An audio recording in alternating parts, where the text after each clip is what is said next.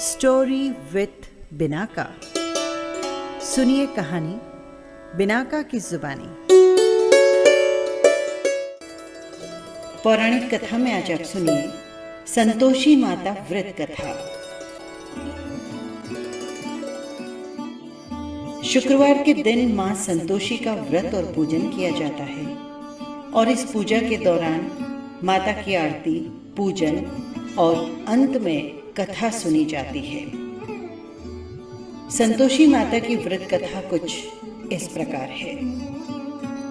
एक समय की बात है, एक बुढ़िया थी और उसके 7 बेटे थे। 6 बेटे कमाने वाले जबकि एक बेटा निकम्मा था। बुढ़िया 6 बेटों के लिए बहुत अच्छी रसोई बनाती, लेकिन उनमें झूठन बचती वो 7वें को दे देती।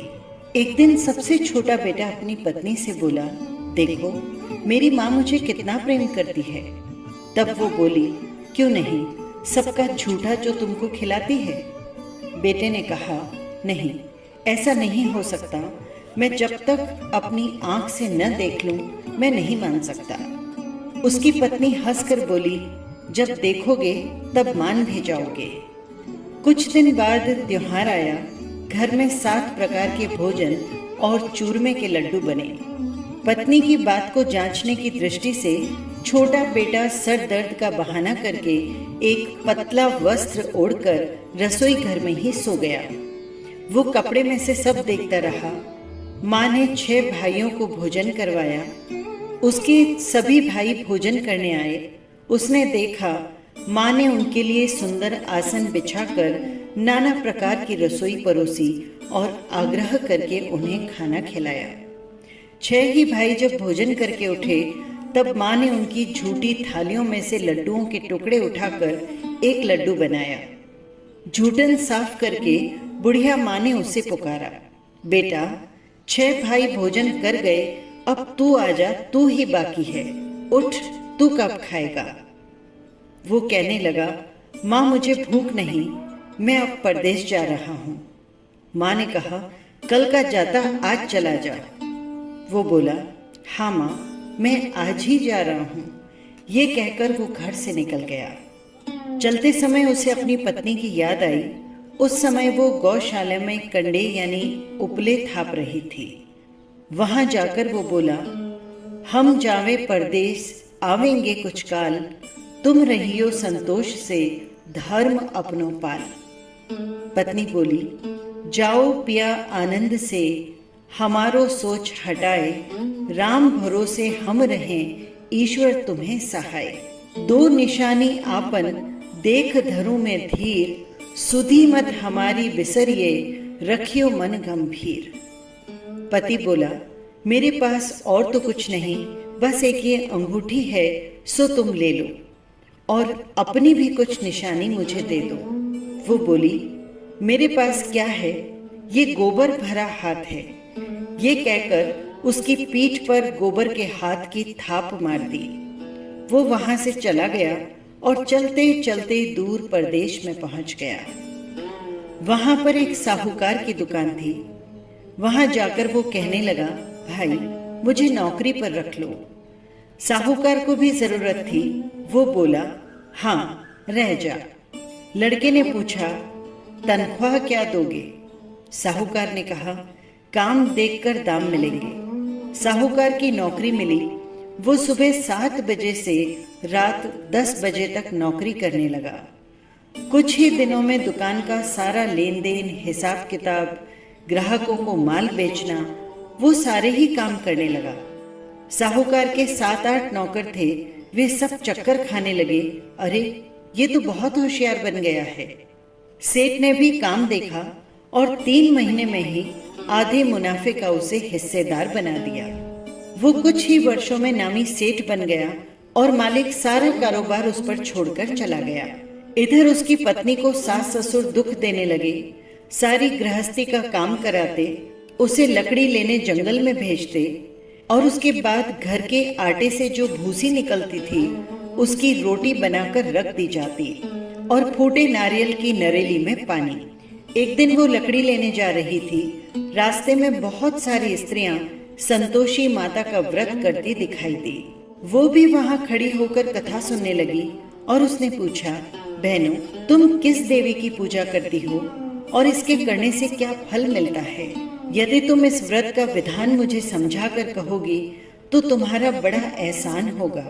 तब उनमें से एक स्त्री बोली, सुनो, ये संतोषी माता का व्रत है। इस व्रत को करने से निर्धनता और दरिद्रता का नाश होता है। जो कुछ भी मन में कामना हो वो संतोषी माता की कृपा से पूरी होती है। तब उसने उससे इस व्रत की विधि पूछी। वो भक्तिन स्त्री बोली, 1.25 आने का गुड़ और चना लेना, इच्छा हो तो 5.25 आने का लेना, या फिर 1.25 रुपए का जो भी सहूलियत हो उसके अनुसार ले लेना। बिना परेशानी और श्रद्धा व प्रेम से जितना भी बन पड़े सवाया करना। प्रत्येक शुक्रवार को निराहार रहकर कथा सुनना। इसके बीच में क्रम टूटे नहीं, लगातार नियम का पालन करना। कथा सुनने वाला कोई न मिले तो घी का दीपक जलाकर उसके आगे या जल के पात्र को सामने रखकर कथा कहना। जब तक कार्य सिद्ध न हो नियम का पालन करना और कार्य सिद्ध हो जाने के बाद व्रत का उद्यापन करना। 3 मास में माता फल पूरा करती है।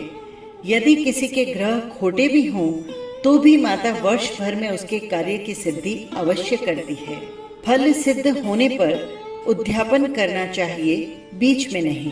उद्यापन में 2.5 सेर आटे का खाजा और इसी परिणाम की खीर और चने का साग बनाना चाहिए। 8 लड़कों को भोजन करवाना। जहाँ तक हो लड़के देवर जेठ या भाई बंधु के हों, और यदि वो न मिले तो रिश्तेदार या पास पड़ोसियों के लड़कों को बुलाना, उनको भोजन करवाना और यथाशक्ति दक्षिणा देकर माता का नियम पूरा करना। उस दिन घर में खटाई न खाना। ये सब सुनकर बुढ़िया के लड़के की बहू वहां से चल दी। रास्ते में उसने कुछ लकड़ियां बेच दी और उन पैसों से गुड़ और चना लेकर माता के व्रत की तैयारी कर आगे चली और सामने मंदिर देखकर पूछने लगी, ये मंदिर किसका है? वहाँ कुछ लोगों ने उसे बताया कि ये संतोषी माता का मंदिर है। ये सुनकर माता के मंदिर में जाकर वो चरणों में लोटने लगी। दीन हो उनसे विनती करने लगी, माँ, मैं निपट अज्ञानी हूँ, व्रत के कुछ भी नियम नहीं जानती, मैं बहुत दुखी हूँ। हे माता, हे जगत जननी, मेरा दुख दूर करो, मैं तेरी शरण में आई हूँ। माता को उस पर दया आ गई। एक शुक्रवार बीता, दूसरे को उसके पति का पत्र आया, तीसरे शुक्रवार को उसका भेजा हुआ पैसा पहुंचा। ये देखकर जेठ जेठानी मुंह से कोड़ने लगे।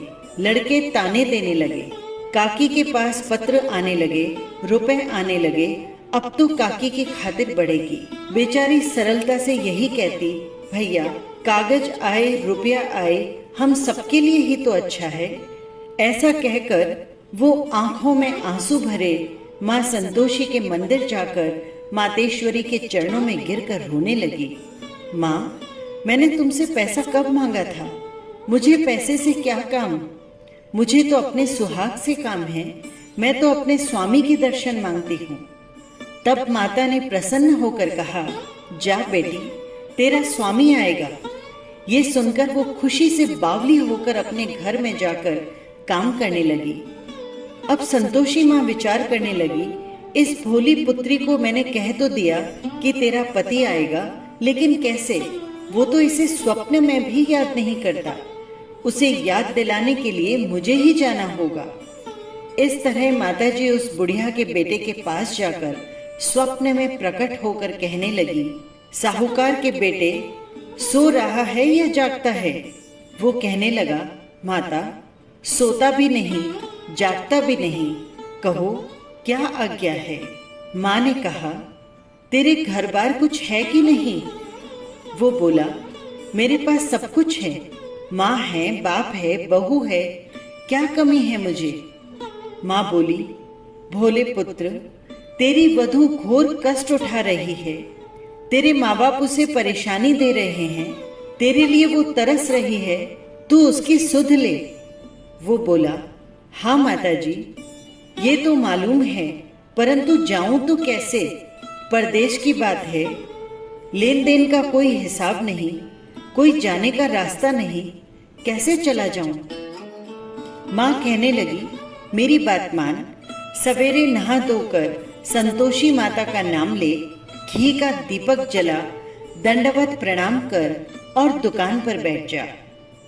देखते ही देखते सारा लेन देन चुक जाएगा, जमा का माल बिक जाएगा, सांझ होते होते धन का भारी ढेर लग जाएगा। वो नहा धोकर संतोषी माता को दंडवत प्रणाम कर घी का दीपक जलाकर दुकान पर जाकर बैठ गया। थोड़ी ही देर में देने वाले रुपए लाने लगे, लेने वाले हिसाब लेने लगे। कोठे में भरे सामान के खरीदार नकद दाम देकर सौदा करने लगे। शाम तक धन का भारी ढेर लग गया। मन ही मन उसने माता का धन्यवाद दिया।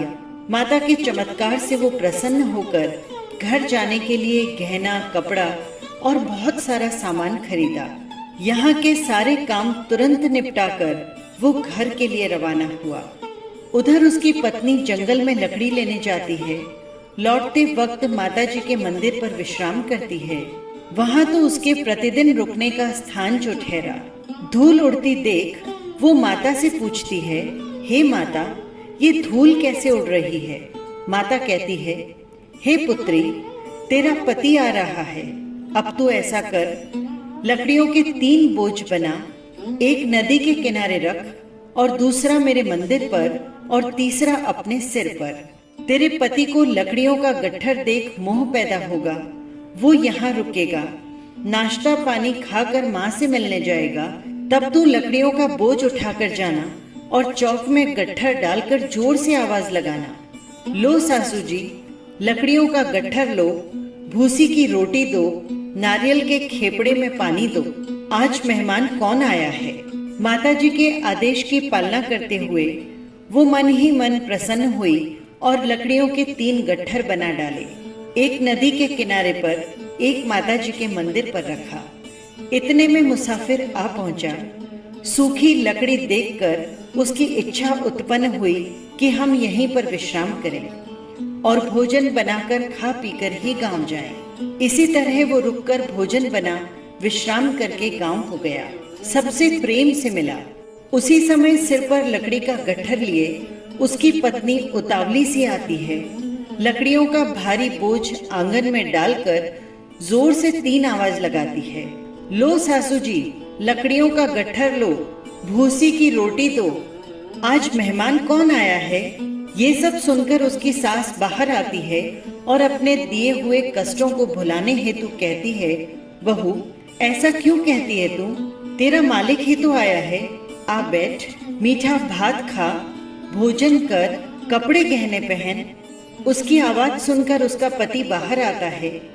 अंगूठी देखकर वो व्याकुल हो जाता है। माँ से पूछता है, माँ, ये कौन है?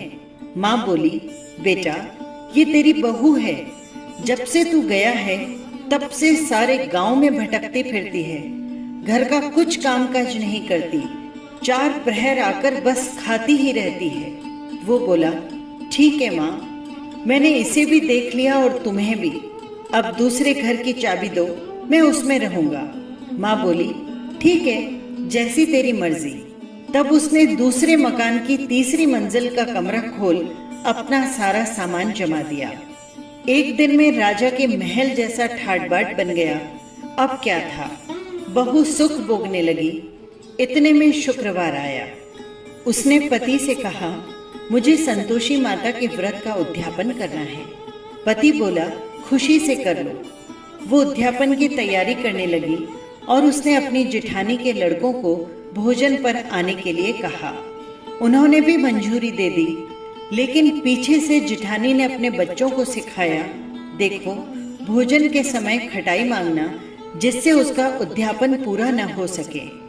लड़के जीवन के लिए आए, खीर और खाना पेट भर कर खाया, परंतु खाने के बाद वे कहने लगे, हमें खटाई दो, खीर खाना हमको नहीं भाता, देखकर अरुचि होती है। वो कहने लगी, भाई, खटाई किसी को नहीं दी जाएगी, ये तो संतोषी माता का प्रसाद है। लड़के उठ खड़े हुए और बोले, पैसे लाओ। भोली कुछ नहीं जानती थी और उसने उन्हें पैसे दे दिए।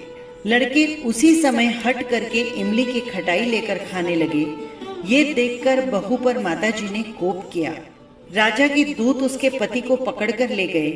जेठ जेठानी मन माने वचन कहने लगे, लूट लूट कर धन इकट्ठा करके लाया है, अब सब मालूम पड़ जाएगा जब जेल की मार खाएगा। बहू को ये सब सहन नहीं हुआ। रोती हुई माताजी के मंदिर गई और कहने लगी, हे माता, ये तुमने क्या किया? पहले तो तुमने हंसाया और अब अपनी भक्त को रुलाने लगी। माता बोली, तूने उद्यापन करके मेरे व्रत का भंग किया।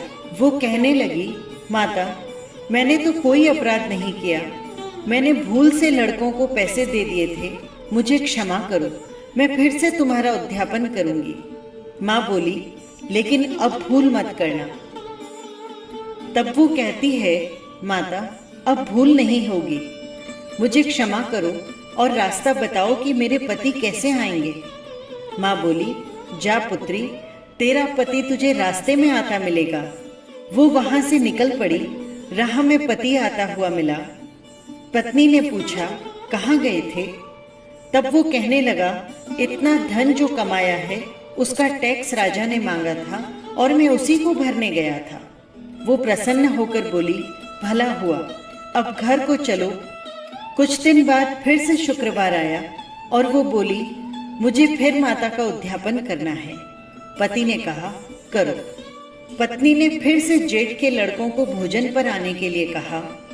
जेठानी ने एक दो बातें सुनाई और सब लड़कों को सिखाने लगी, तुम सबसे पहले खटाई ही मांगना। लड़के भोजन से पहले कहने लगे, हमें खीर नहीं खानी, हमारा जी बिगड़ता है, कुछ खटाई खाने को दो। वो बोली, खटाई किसी को नहीं मिलेगी, आना है तो आओ। वो ब्राह्मण के लड़के को लाकर भोजन कराने लगी और यथाशक्ति दक्षिणा की जगह एक एक फल उन्हें दिया। संतोषी माता प्रसन्न हो गई। संतोषी माता की कृपा से 9वें मास उसने चंद्रमा के समान सुंदर पुत्र को जन्म दिया। पुत्र को पाकर वो प्रतिदिन मंदिर दर्शन करने जाने लगी। माँ ने सोचा, ये रोज आती है, क्यों न आज मैं इसके घर चलूं?